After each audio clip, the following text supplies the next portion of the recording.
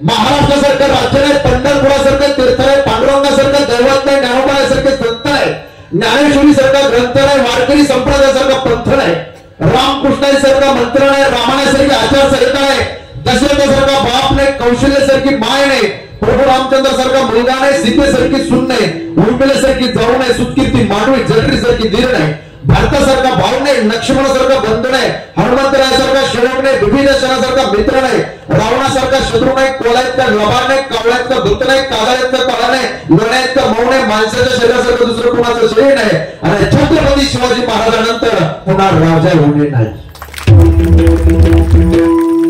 पवित्र माती आहे, पवित्र देश आहे. या देशाची संस्कृती एवढी स्वर्ण अक्षराने तेजस्वी आणि ओजस्वी आहे. प्रखर ती संस्कृती आहे. किती मोठी संस्कृती आहे, महान संस्कृती आहे का. पोटाला भूक लागली एवढे खाणं माऊली याला प्रकृती म्हणतात. भुकेपेक्षा जास्त खाणं याला विकृती म्हणतात. आणि स्वतःच्या पोटाला भूक असताना एखाद्या गरीबाला खाऊ घालणं याला माझ्या भारत देशाची संस्कृती म्हणतात. अजून एक वाक्य सांगतो, मला मरण येणं ही प्रकृती आहे, मला मरणच नाही येणं ही विकृती आहे आणि मरणावरती विजय प्राप्त करणं ही माझ्या भारत देशाची संस्कृती आहे. यदा हि धर्मस्य ग्लानिर्भवति भारत अभ्युत्थानं धर्मस्य तदात्मानं सृजाम्यहं परित्राणाय साधूनां विनाशाय च दुष्कृतां धर्म संस्थापनार्थाय संभवामि युगे. भागवतामध्ये 24 अवतार देवाचे. किती बोला 24 अवतार. परत गर्ग संहितेमध्ये 10 अवतार सांगितले आणि आपण काल्याच्या कीर्तनामध्ये 6 अवतार आहेत. 10 अवतार सांगतोय. मत्स्य कूर्म वराह किती झाले? 3. झोपले का? मत्स्य कूर्म वराह किती झाले? 3. नृसिंह वामन परशुराम श्रीराम श्रीकृष्ण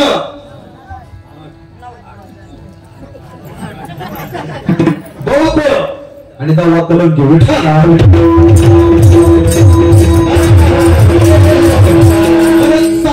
अंश अंश अंश कला आवेश पूर्ण आणि पूर्णता विठ्ठल.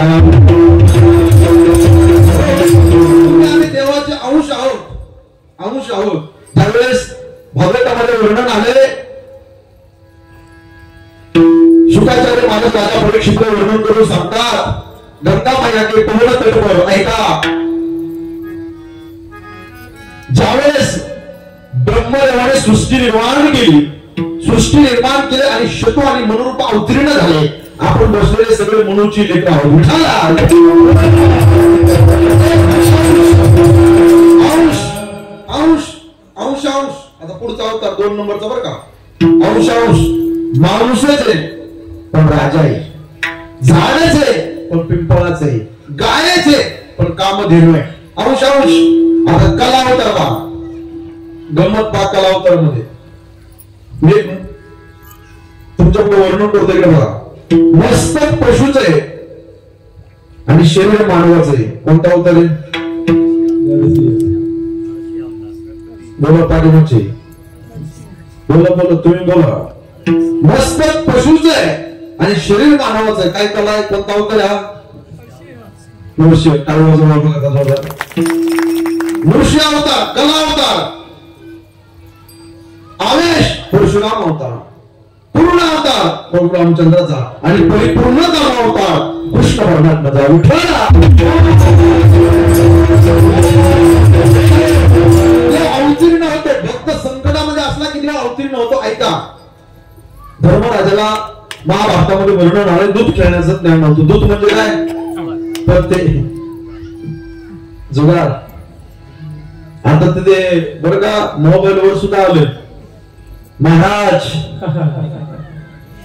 जंगली रमी पे आओ ना.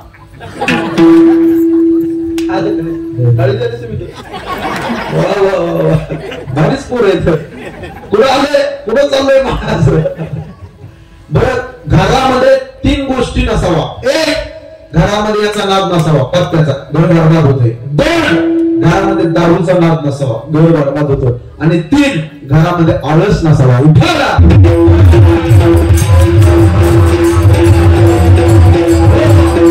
दारू पिण्याच्या नादी सुद्धा लागू नये. खरं सांगतो, आमचा प्रवास असतो, कधी कधी आम्हाला उशीर झाला, गाव माहित नसतो, लोकेशन ते मॅपवरचं इकडे तिकडे जात काय डोकं बंद पडते फोन लागत नाही करोड क्षेत्राच्या बाहेर प्रॉब्लेम आम्ही एखाद्याला सहल होतो काका ते कीर्तनाला सप्ताह चालू आहे अखंड हरिनाम सप्ताह तिथे कीर्तन सेवा आहे मौली पुढे लावे ते म्हणतात महाराज कीर्तन काय महाराज का कीर्तन काय समाजदान परत वापस या ड्रायव्हरला म्हणतोस तो काच वरती घ्या चला सरळ आपलं पुढे मारा आणि खरं सांगू का नाजच लागू नये मला स्पिनराच्या एक छोटासा दृष्टांत सांगतो एक जण फुल दारू पिलो फुल रात्रीच्या 1:30 वाजता घरी गेलं आवाज आला दरवाजा उघड बायकोने ऐकलं मालक काय दिसते फुल पेलेले बायको म्हणले दारू पेले का हा पेलो उघड दरवाजा उघड काय चक्र असते दारू पिणार पाट्यांची टेक्नॉलॉजी किती फास्ट असते डोकेलिटी बायको म्हणले दारू पेले ना बाहेर झोपा दरवाजाच उघडत नाही काय डोकं चालवलं त्यांनी बघा दरवाजा उघड नाही तर इथं आड आहे आडामध्ये उडी मारतो जीव देतो बायकोला वाटलं काही खरं नाही त्यांनी डोकं काय चालवलं मोठा दगड उचलला ज्ञानेश्वर माऊली आडात टाकला बायकोने दरवाजा उघडला मालक मालक बायको बाहेर आली आणि हा आतमध्ये गेला दरवाजा लावून घेतला ओके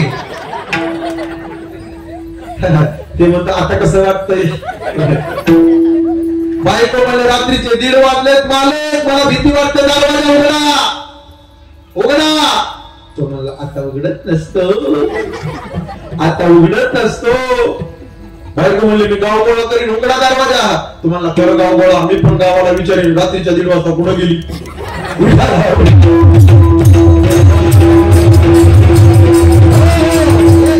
यांच्या नादी लागू नये बरं जाऊन दे याचा ज्ञान नसेल तर माणसाने खेळू नये आणि पुढे सांगू ज्ञान असेल सुद्धा जुगाराचं तरी खेळू नये कारण ते बरबाद करते बऱ्याच लोकांनी जमिनी विकल्या काका वाटोळे झाले याचा नाद लय टाका खेळू नये माणसाने ऐका धर्मराज खेळण्याकरता बसला ऐका वर्णन आले कौरव पांडवाचा डाव त्या ठिकाणी रंगलेला आहे एकूण कौरव एकूण पांडव युधिष्ठिर धर्मराज भीम अर्जुन नकुल सहदेव बर त्यांचा डाव तुमच्या आमच्यासारखा नव्हता 100 200 500 तसला डाव नव्हता सत्ता प्रॉपर्टी इस्टेट डावावरती मांडायची जरा संताच्या हाडाच्या कवड्याच्या शकुनी मामा डाव टाकण्याकरता होते कवड्या उलट्या टाकणारा मामा शकुनी लय डेंजर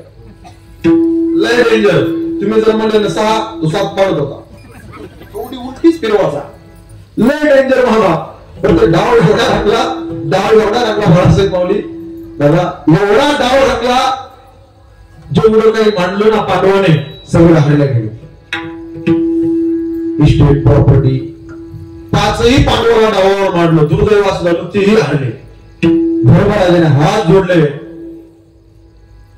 दुर्योधना बस झाला आता डाव मोडला पाहिजे डावावर मांडण्याकरता आता काही वस्तू शिल्लक नाही राहिली ते आमच्याकडे राहिलं नाही डावावर मांडण्याकरता तेवढ्याच दुर्योधन बोलला हे धर्मराजा डावावर मांडण्याकरता एक वस्तू आहे ना काय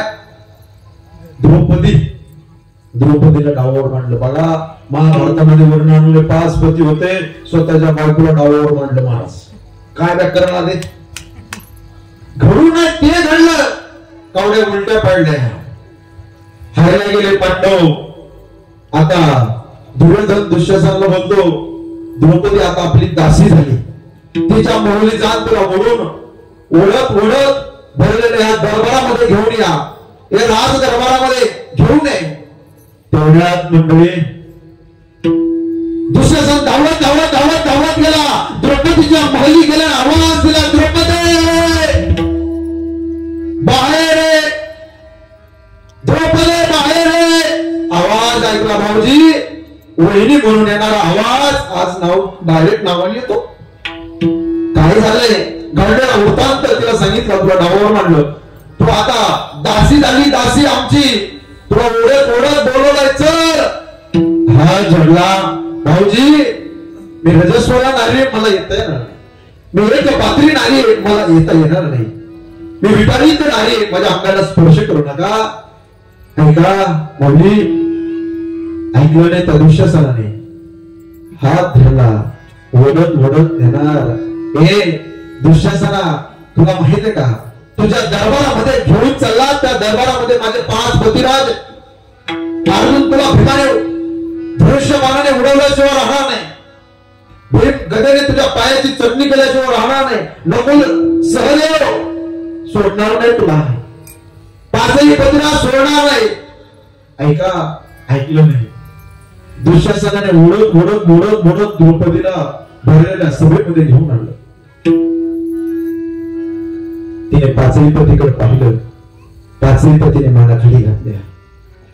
कृपाचार्य, भीष्माचार्य, द्रोणाचार्य, आचार्य सगळ्यांनी मानाखाली घातल्या. आता एवढा दरबार भरला, या संकटातून मला कोणी सोडत नाही. तेवढ्या मोठ्या आवाजामध्ये दुर्योधन दुःशासनाला बोलतात, अरे पाहतोस का, तिच्या साडीमध्ये हात घाल आणि तिचं वस्त्र हरण कर. धावत धावत धावत दुःशासन वस्त्र हरण करण्याकरता गेला. टचकन डोळ्यात पाण्याला द्रौपदीच्या. तेव्हा या संकटातून सोडणारा फक्त तूच रे. हे भगवंता, या संकटातून सोडवणारा फक्त तूच आहे. आणि जोड्याने आवाज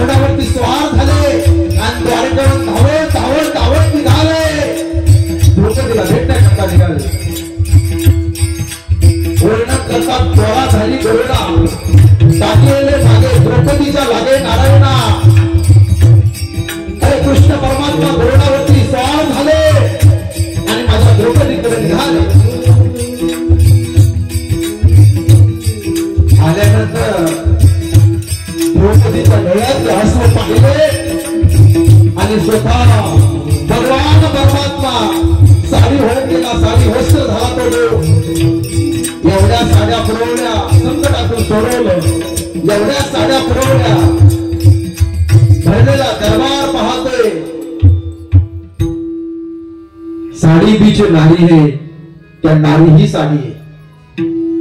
साड़ी पीछे नारी है क्या नारी ही साड़ी है. का माझा भगवान परमात्मा साडी होऊन गेला होता. ओढली की पुन्हा साडी, ओढली की पुन्हा साडी. साडी पीछे नारी है क्या नारी ही साडी कळाना झालं. संकटातून सोडवलं माझ्या द्रौपदीने.